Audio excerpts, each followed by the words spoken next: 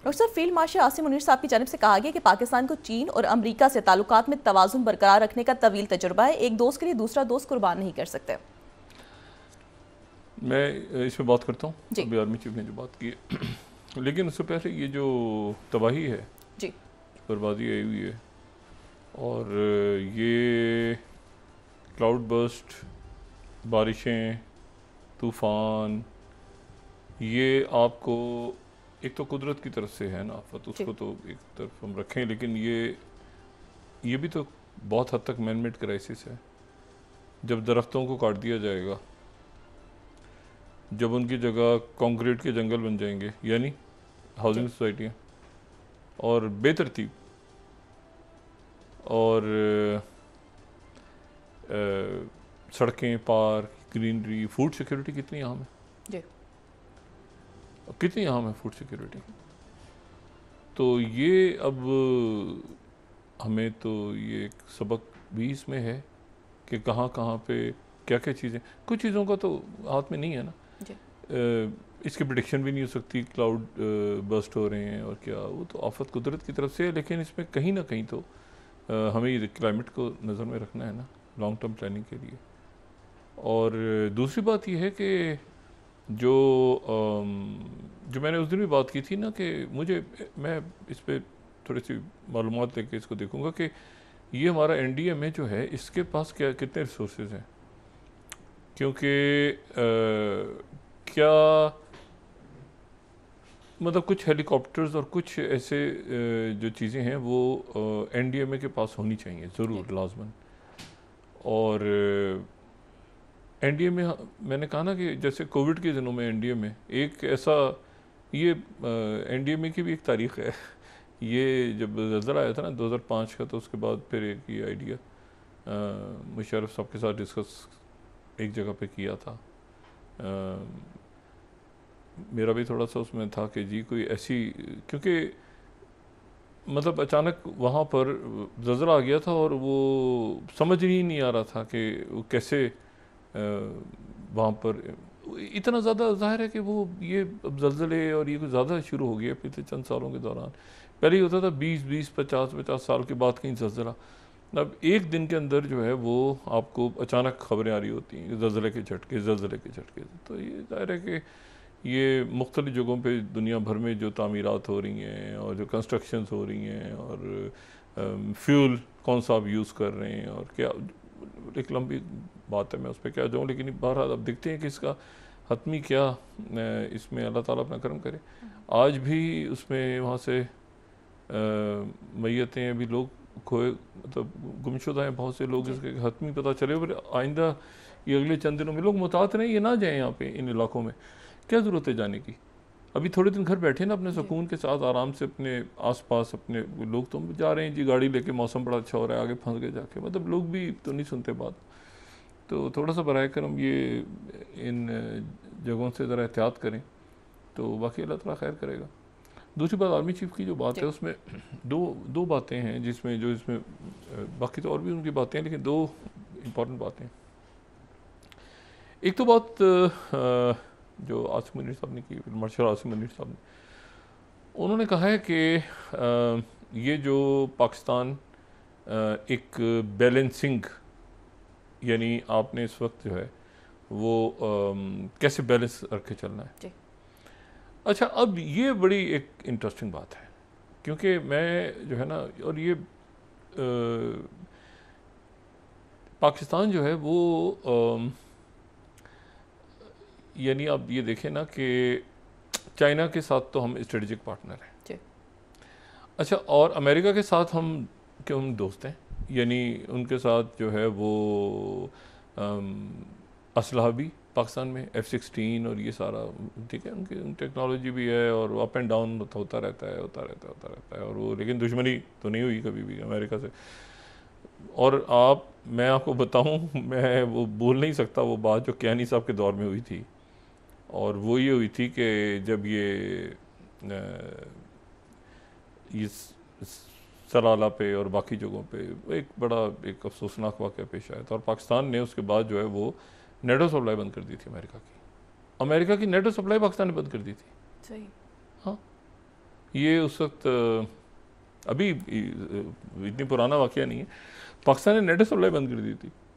और ये था कि आपने जहाँ से घूम घाम के आना है, कहीं उज़्बेकिस्तान कहीं ताजिकिस्तान से आना है, आए बनाए तो उनके वो जो है वो उस वक्त तक, जब तक आप इस बात पर माजरत नहीं करेंगे, फिर वो लफ्ज़ ड्राफ्ट होते रहे कि वो सॉरी करेंगे, अपॉलॉजी करेंगे, मतलब अमेरिका के साथ हमारे ऐसा। और ये मैं आपको बात उस वक्त की कर रहा हूँ जब शी जिनपिंग नहीं थे, जब बेल्ट एंड रोड नहीं था, लेकिन हम चाइना के साथ एक लॉन्ग टर्म हमारी एक स्ट्रेटेजिक उनके साथ मामला हो चुके थे। तो ये है कि ताल्लुकात तो बिल्कुल ठीक है और अल्लाह का शुक्र है आगे। लेकिन जो बात है ये अब इसको लेके चलना, और मैं आपको बताऊं ये जो है ना बड़ी एक इंटरेस्टिंग बात है कि फिर मैं बात वही कहूँगा कि पाकिस्तान दुनिया के उस बहुत बड़े ब्लॉक का हिस्सा है जो कि बैलेंस रख के चल रहा है। आप सऊदी अरेबिया को देखें, Saudi Arabia, China, America, UAE, China, America, उन्होंने हवाई बंद तो नहीं किया। इवन यूरोप, कई जगह आप जाएं तो हवाई वहाँ पे आपको मिलेगा, यूरोप के कई मुल्कों में। तो वो जो है वो इसका मतलब ये है कि वो और आपका ख्याल से यूरोप वहाँ यूरोप के लोग लड़ने जा रहे थे चाइना से नेटो लेके। तो ये जो है ना ये बड़े तरीके से अरब ममालिक आपके सामने हैं, आपके सामने तुर्किया है, बेशुमार मुल्क हैं जो बड़े तरीके से अपने आप को बैलेंस रख के चल रहे हैं।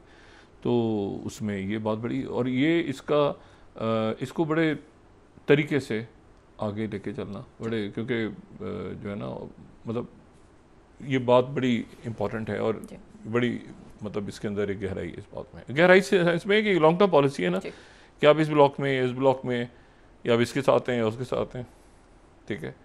आप आइसोलेशन में किसी सियारे पे तो नहीं पहुंच गए इंडिया की तरह, मोदी जी की तरह। वो अजीब, वो मैं कोई तंज नहीं, मतलब हकीकत में एक अजीब सा एक मामला है। और वो जो है वो एक अजीब सी सूरत हाल बनी हुई है, उसमें बाद में बात करता हूँ। और वो ये जो कल मुलाकात हुई है प्रेसिडेंट पुतिन और प्रेसिडेंट ट्रंप की, जिसका हासिल जो है ना वो ये है कि कुछ भी ना कहा और कह भी गए। उसका जो एक निचोड़ हम निकालें तो ये निकलता है वो कि जनाब पहले तो ये हुआ, वही से शुरू करते हैं ना, जाहिर है पूरा दिन गुजर गया, बहुत कुछ हो गया और होने जा रहा है। पहले तो ये हुआ कि एक ज़बरदस्त किस्म का इस्तकबाल हुआ प्रेसिडेंट पुतिन का। मैंने प्रेसिडेंट ट्रंप को ऐसा इस्तकबाल करते नहीं देखा। उनके क्या होता है, वो दरवाजे तक जाते हैं और अंदर फिर बिठा देते हैं मीडिया और आगे भी। प्रेसिडेंट ट्रंप जनाब जो मिलिट्री बेस है उस पे पहुंचे हुए हैं हवाई अड्डे पे, और पुतिन जब उतर रहे हैं तो प्रेसिडेंट ट्रंप क्लैप कर रहे हैं और फिर उनके साथ चलते हुए रेड कारपेट पे एयरपोर्ट पे रिसीव कर रहे हैं।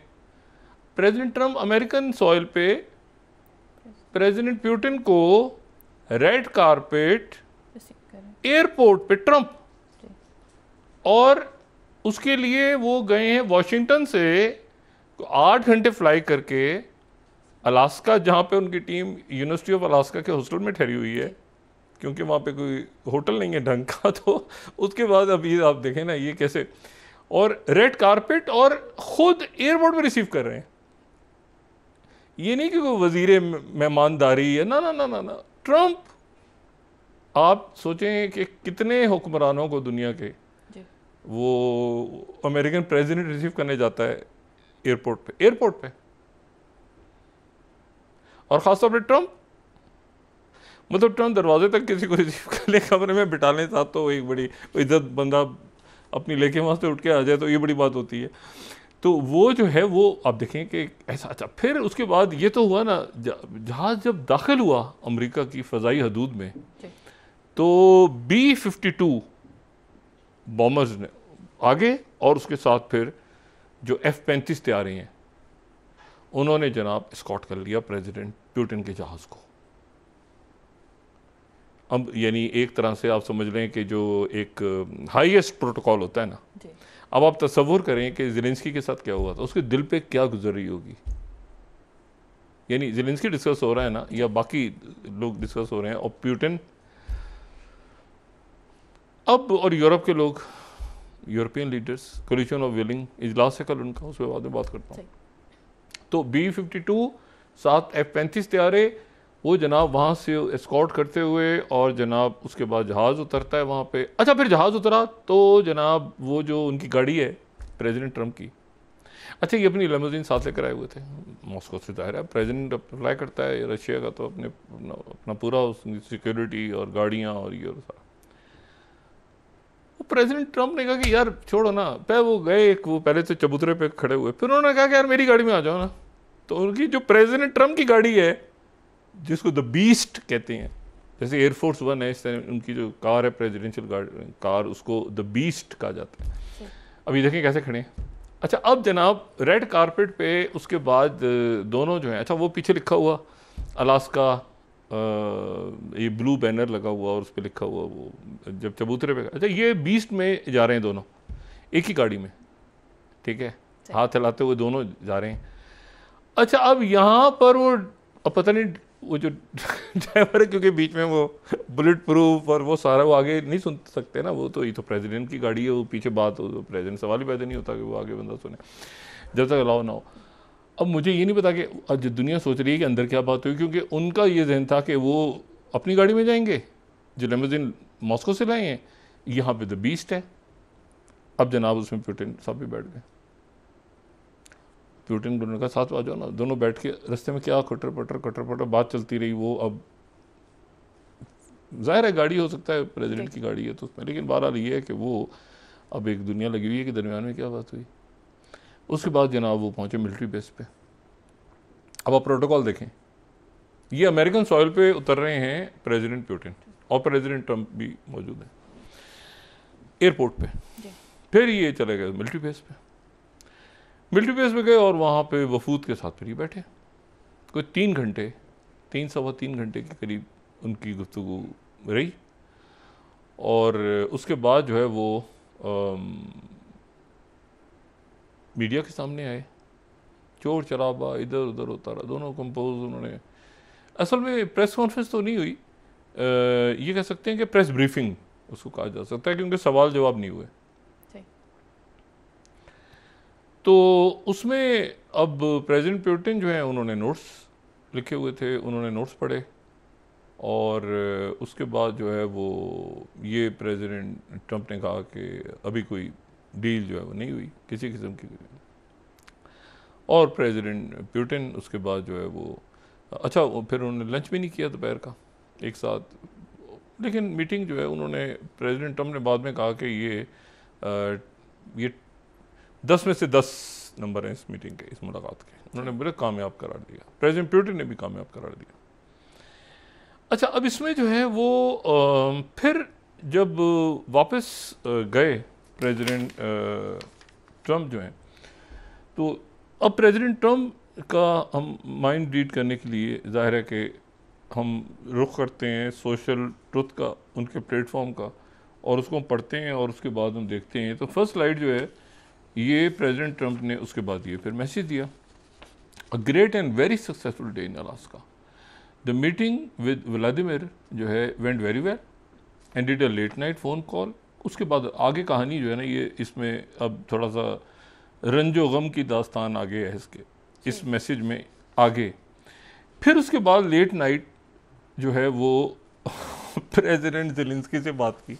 अब यहाँ से एक रौला पड़ गया, प्रेसिडेंट ज़ेलेंस्की से जो बात की है तो वो जो बात है वो कोई 1 घंटे की कॉल हुई है, 1 घंटा तवील कॉल हुई है प्रेसिडेंट ट्रंप ने, जो अकेले प्रेसिडेंट ट्रंप और ज़ेलेंस्की, और फ़ोन के जो बाकी 30 मिनट थे उसमें यूरोप के जो रहनुमा वो भी शरीक हो गए।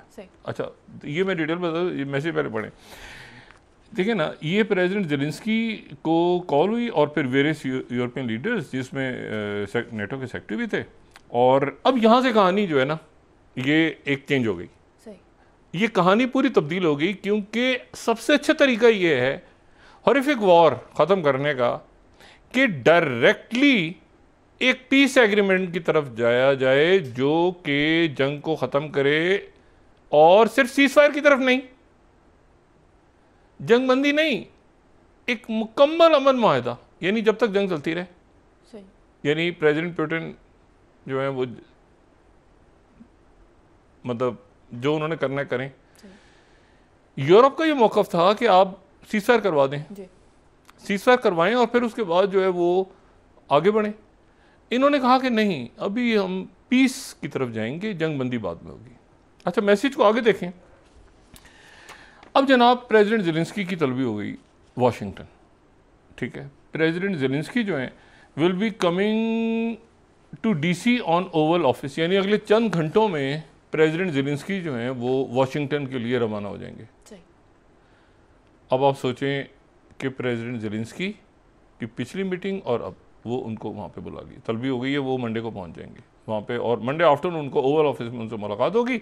और अगर सारी चीज़ें तय हो गई तो फिर हम शेड्यूल करेंगे एक मीटिंग प्रेसिडेंट पुतिन के साथ। अब यहाँ कन्फ्यूजन ये है कि उस मीटिंग में क्या ज़ेलेंस्की होंगे या नहीं होंगे, क्या ट्रायलेटरल मीटिंग होगी या वो सिर्फ प्रेसिडेंट ट्रंप की और फिर प्रेसिडेंट पुतिन की होगी, क्योंकि प्रेसिडेंट पुतिन ने दावत दे दी कि आप मॉस्को आएँ। उस कल की गुफ्तगू में उन्होंने दावत दे दी। अब ये जो गुफ्तगू है, ये इस मैसेज से अभी तक एक कन्फ्यूजन है कि हम एक मीटिंग रखेंगे और वो मीटिंग जो है वो प्रेसिडेंट पुतिन के साथ एक मीटिंग होगी। अब उसमें वी का है, वी विल लिखा है, लेकिन ये ट्रायलेटरल होगी, फिर बायलेटरल होगी और बहुत सारी मिलियंस ऑफ लाइफ सेव होंगी। Thank you for your attention to this matter. अच्छा, अब यहाँ पर इशू ये है कि वो जो बात थी कि जी सीज़ फायर और बाकी वो मामला नहीं हो रहा है।